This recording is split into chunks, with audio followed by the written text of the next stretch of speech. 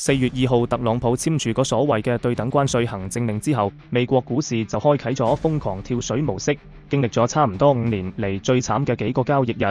4月7號，新一週股市開盤，美股直接拉開黑色星期一嘅大幕，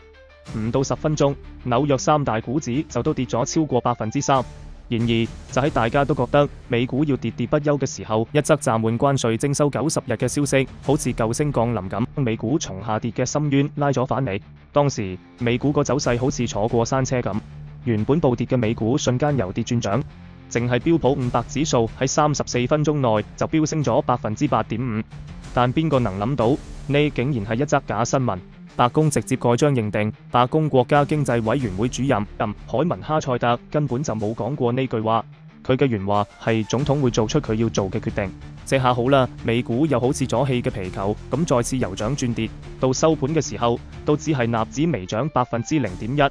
標普500指數跌0.23%，道指跌0.91%。呢邊美股鬧得好熱鬧，另一邊歐盟都冇閒住。歐盟讓咗好耐嘅反制手段，終於喺4月7號公咗。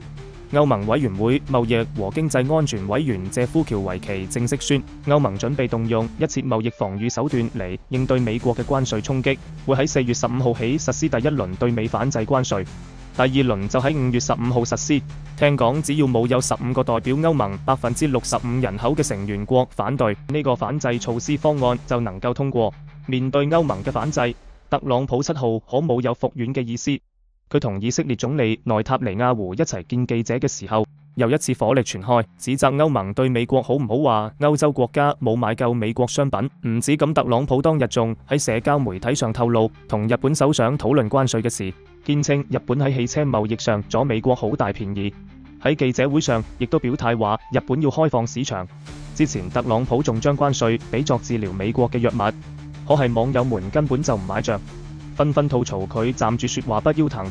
仲有人嘲諷話該吃藥嘅係佢自己。呢場貿易大戲後續會點發展，我哋就拭目以待啦。